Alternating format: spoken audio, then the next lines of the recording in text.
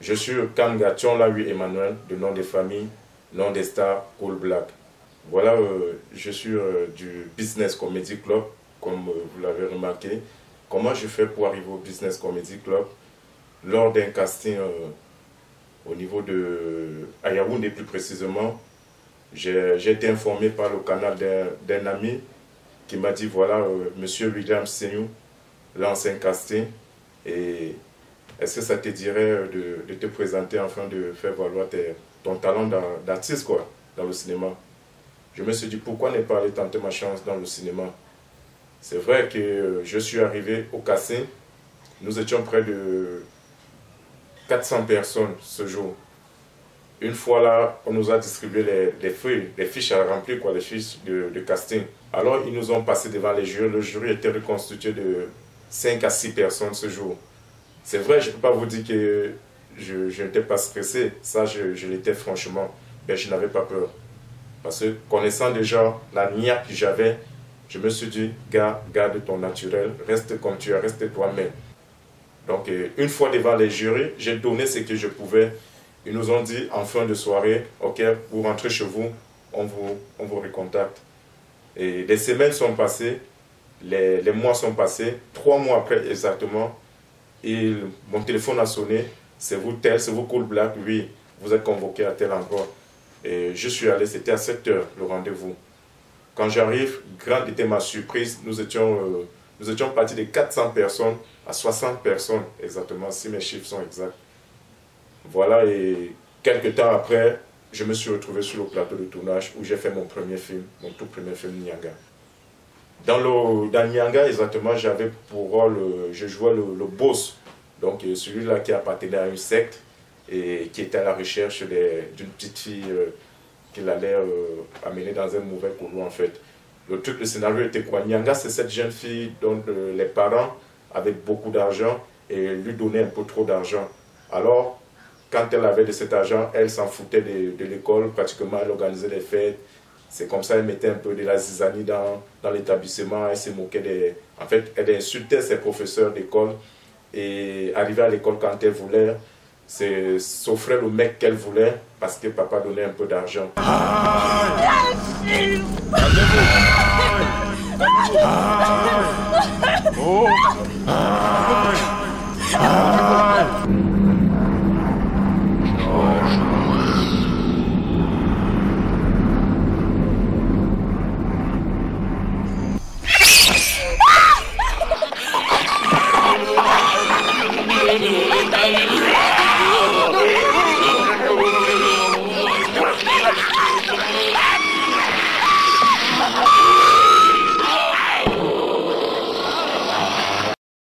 Business Production. Mon deuxième film avec le Business Comedy Club et William Senyou était Kupuku. Kupuku, c'est un film qui était à 95% action, où je jouais le rôle d'un gangster qui devait passer à un échange de drogue et tout, des deals, et tout ce qui est mauvais dans les films d'action, ou quelqu'un comme moi pour incarner le rôle d'un chef bandit. Donc vous imaginez, c'était un film vraiment très très fort. Et vous allez bientôt regarder ça sur notre chaîne YouTube. Voilà, donc...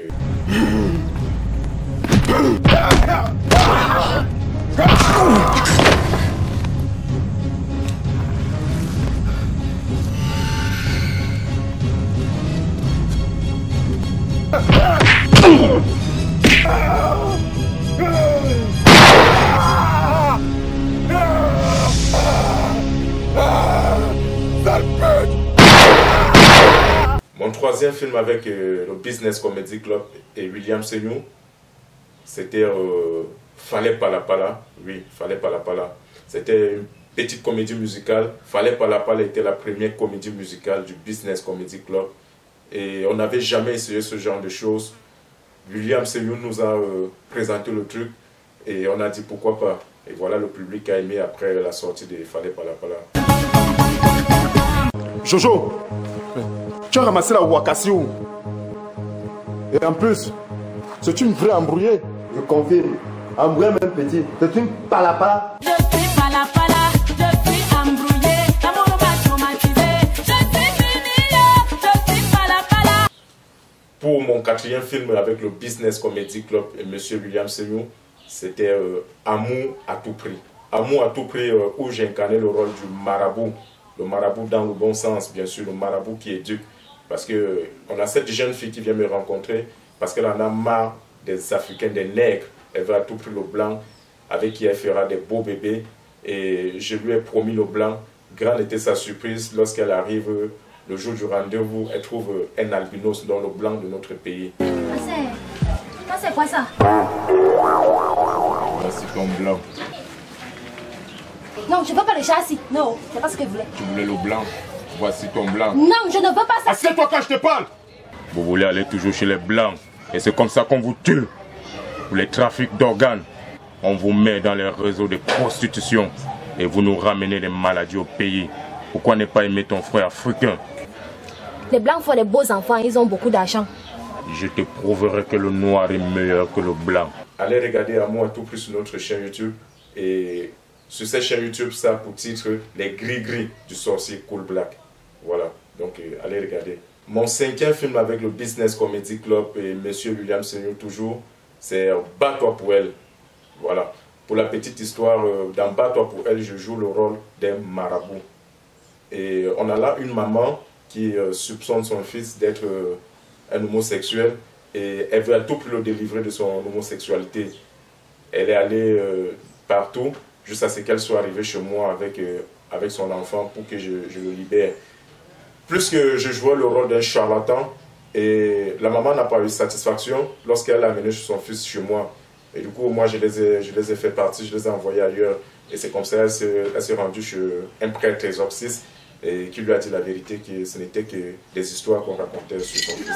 Mon fils. Tu es pédé, n'est-ce pas? Je ne suis pas pédé. Je ne suis pas pédé. Seul pédé. Je ne suis pas. À vous. Je ne suis pas.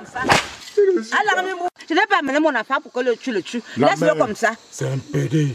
Et tant qu'il n'avoue pas la mère, les démons ne sortiront pas. Tu es pédé, n'est-ce pas? Je ne suis pas pédé. Seul pédé.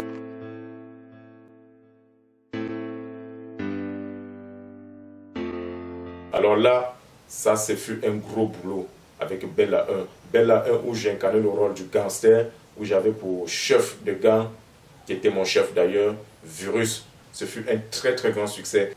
Et après la sortie, on ne pouvait être que fiers de ce qu'on a accompli comme boulot ce jour-là. John, c'est qui cette meuf?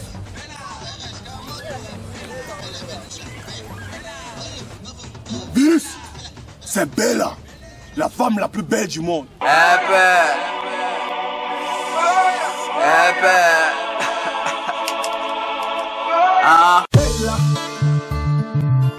Regardez-vous. Listen, Jack. Bella, Bella. Si je devrais vous citer tous les films que j'ai faits, franchement, je ne me rappelle pas. Parce qu'il va falloir que je prenne un cahier pour pouvoir les répertorier afin de vous les présenter. Mais on est passé à la comédie musicale Déco la Petite.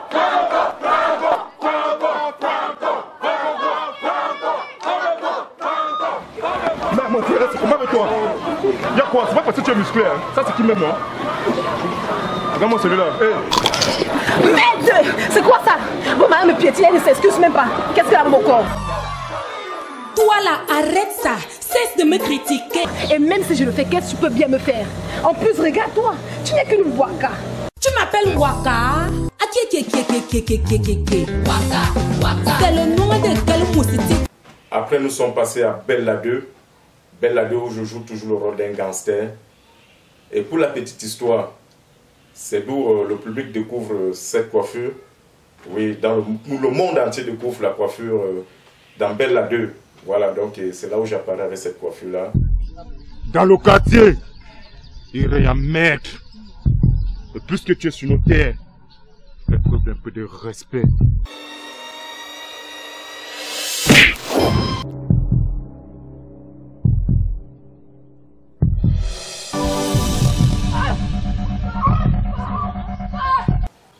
On a repris les scènes de vie, où j'ai incarné pas mal de rôles, les scènes de vie qui sont racontées par Crevaison International.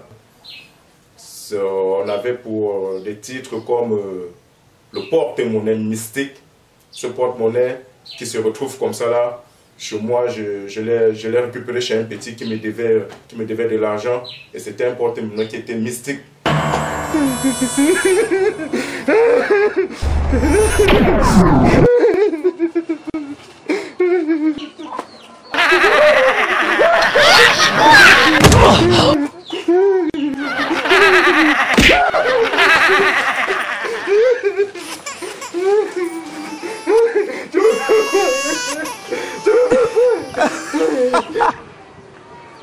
L'objet de l'auto, où j'ai joué le rôle d'un gangster.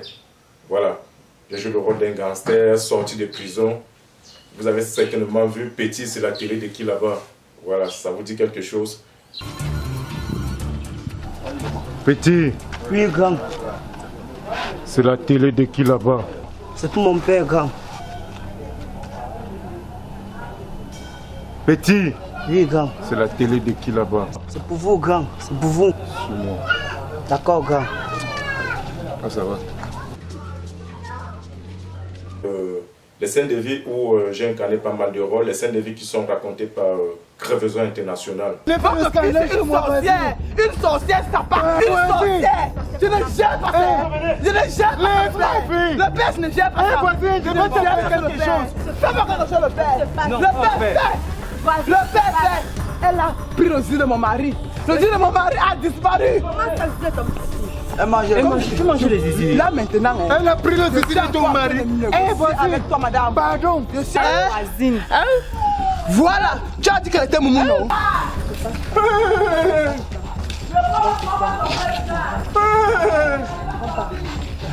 Elle dit quoi?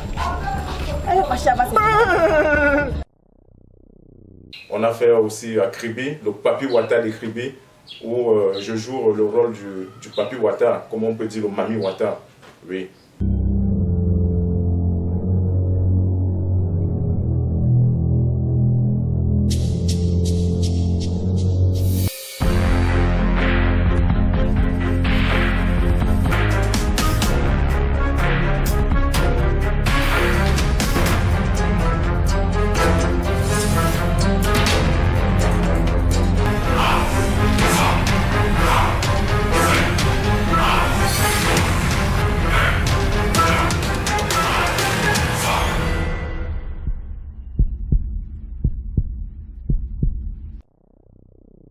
Donc, après le Papi Wata de Kribi, il y a aussi eu...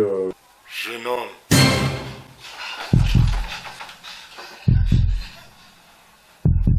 Ne sais-tu pas qu'il est interdit de toucher la femme d'autrui?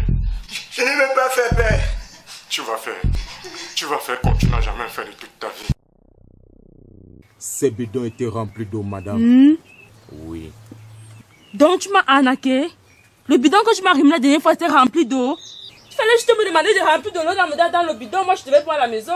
Remets-moi mon argent, vampire. Silence! Vous te crois-tu pour gronder comme ça? Vous allez découvrir toutes ces scènes de vie sur notre chaîne YouTube dans les jours à venir. Cette coiffure m'a rendu très populaire au Cameroun avec le slogan Petit, c'est la télé de qui là-bas. Et c'est lorsque on a fait la publicité Adora Palace que je suis devenu alors très célèbre à l'international. Donc Adora Palace, c'est cet hôtel qui est un hôtel de la place au Cameroun, au niveau de Nkwaba. Voilà où les choses se sont déclenchées à l'international. Vous avez regardé cette publicité-là. Petit, tu vas dormir à Dora Palace. Vous me giflez. Tu vas aller dormir à Dora Palace, petit frère. Tu me gifles encore, je vais te rendre ça. Petit, tu vas dormir à Dora Palace. Bébé, dis aussi que tu vas passer à Dora Palace. Ça veut dire qu'on se connaît quelque part. Tu vas aller dormir à Dora Palace, petit frère. Bébé, dis que tu vas partir dormir à Dora Palace, grand frère, pardon. On a un problème. J'ai dit tu vas aller dormir à Dora Palace, petit frère. Les gens ont repris, les gens ont mis la pub de partout. Et c'est même là où les contrats se sont enchaînés. Les contrats ne faisaient qu'arriver. On avait le travail tous les jours. Les contrats, on appelait de partout, dans le monde entier. Les gens appelaient, les gens nous invitaient de partout. Parce que les gens voulaient voir, nous demander Comment est-ce que vous avez pu faire un truc aussi naturel et aussi beau à voir? Franchement, le truc a vraiment buzzé. Et c'est ça qui a fait de moi ce que je suis aujourd'hui devant vous en train de vous parler. C'est ça qui m'a mis au sommet. Et je pense que les choses sont encore en train de commencer avec la série Le Grand Cool Black, avec la suite de Bad Package. Oui, le fameux sac qui tombe du ciel.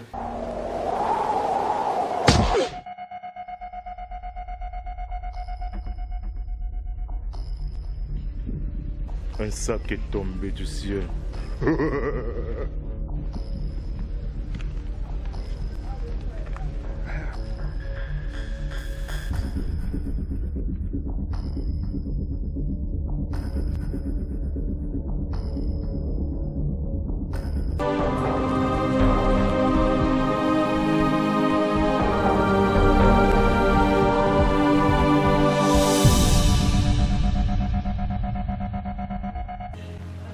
Quelle belle journée pour mourir. Ce sac, je l'ai vu tomber du ciel. Alors il est à moi. Bande de macaques. Nico. Oui, boss. Récupère-moi ce sac.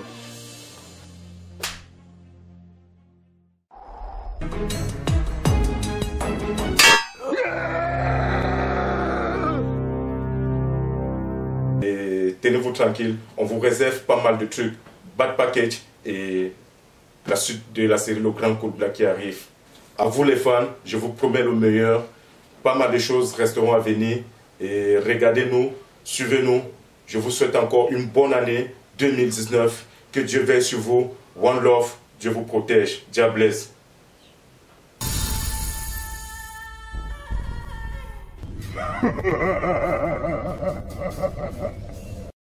Business Production.